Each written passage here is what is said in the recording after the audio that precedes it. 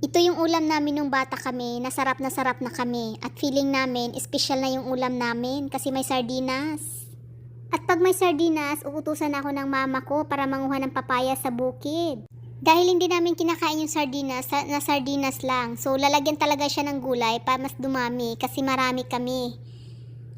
Magigisa lang pala ako ngayon ng papaya with sardinas. So ito pa yung ating ibang kailangan. May kamatis, sibuyas at bawang.